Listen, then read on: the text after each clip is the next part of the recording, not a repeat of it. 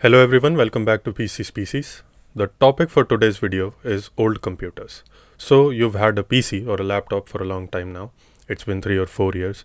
The performance has gradually declined and the temperatures have gone up for both the CPU and the GPU. Why does this happen? Usually it's because of dust buildup in your heat sinks for both the CPU and the GPU. So in desktops, this problem is a little less pronounced because the heat sinks are bigger and they're able to brute force their way to cool your components. Now this problem is more pronounced in laptops because the heat sinks are smaller and the coolers are smaller.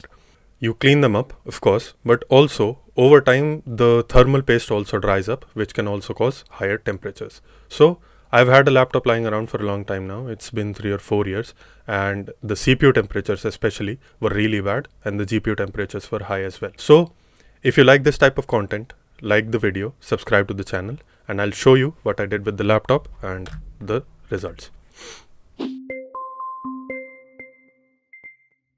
Before moving on, I'd just like to discuss the specs of this laptop that I worked on. It has a Core i7-10870H, 16 gigs of RAM and an RTX 2060 6 gigabytes. So what I did was I took it apart, cleaned it up, put it back together and the result is here. In laptops, the process is a little tedious, but if you pay attention, you might be able to do it yourself as well. If you want a full video for the same, just let me know in the comments and we'll upload the full video. Now this video is from pre-repasting, so before repasting. Alright, so let's take a look at the TimeSpy 3D Mark TimeSpy demo and the average temperatures that we'll be able to monitor on the top left. So this is the beginning of the test and you can see 73, 76, 74, 78 and now as the test goes on, the GPU is going to heat up and so will the CPU. So you'll see higher temperatures further in the test. So we are already in the 80s now, and if you go towards the end of the test, now when this lady is jumping, so 94, 93, 95, 94, right? Now we'll take a look at the same sections after repasting. Now while the test was loading, the temperatures were really high, but if you take a look, we're in the 60s now, whereas we were in the 70s before repasting. So 67, 68, 66, and as the test goes on, the temperatures are going to go up, but they are not going to be as drastic as they were when before repasting, that is. So let's go to the end of the test again so that we have a like for like comparison. Now here 80, 85, 84, 86, 85.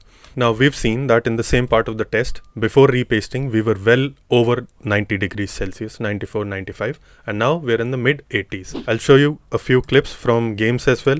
So I recorded Cyberpunk, the inbuilt benchmark, and it's going to begin here. So these are the settings. It was tested at RT low because obviously this laptop is old and I cannot expect it to perform really well on RT medium or RT high. But here's the benchmark. Let's take a look at the CPU temperatures now. 96, 95, 94, 98. So you see this is the beginning of the test. Lots of NPCs. So that is why there's a lot of load on the CPU as well. 96, 95. Now if we move on towards the end of the test, when we go outside, again 94, 98, 93, 95, 92, 95. So I also tested this same thing in Red Dead Redemption as well. I always have a tough time saying that name. Now this is Arthur and you can see 94 degrees, 93, 96, 94.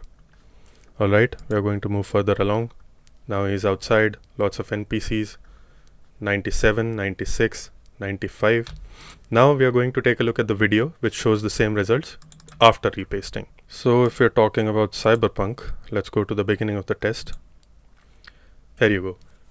97. Now this jumps when the benchmark loads, but the average temperatures were lower, which I'll show you in the graphs as well. But first I just wanted to show you this. So 89, 88, 83, 81. We are well below 90 degrees Celsius here. And if we move outside, like we did in the previous one, 82, 84, 82, 84. So we are doing all right now. Again in Red Dead Redemption 2. This is the starting of the test. 82, 85, 84. Now he's outside. Again 84, 80, 81. So as you can see, our temperatures are considerably lower, especially for the CPU. Now the 10th gen CPUs ran really hot, especially in laptop configurations, because they drew a lot of power and there was not a lot of cooling apparatus for it. So this is why the temperatures ran really high. Now before I discuss the graphs with you, I'll tell you why I consider these really accurate, because we kept the ambient temperature constant and we used these two for this. So this is the big clock and this shows the average temperature for a little while back, right? And this is the smaller one. So this shows you the instantaneous temperature. I'll tell you the actual numbers that we kept, and we regulated our air conditioner to do this. Alright, so the instantaneous temperature we kept between 24.5 to 25 degrees Celsius, and on the big clock, which shows the average temperature for a little while, we kept it at 26. Now we are going to move on to the graphs. First off, we are going to discuss the improvements in performance. So in Cinebench 2024 CPU multi-core, we went from 553 to 573, before repasting 553 and after 573. Cinebench 2024 GPU 3982 to 4047 after repasting. 3D Mark time SPI overall score 6588 to 6728 after repasting. 3D Mark time SPI graphics 6372 to 6404 after repasting. And 3D Mark CPU, now this is a big one, 8155 to 9441. Again, I said that the worst impact of heat buildup in this laptop was for the CPU, and we've improved that quite considerably, and since the temperatures have gone down, the performance has gone up.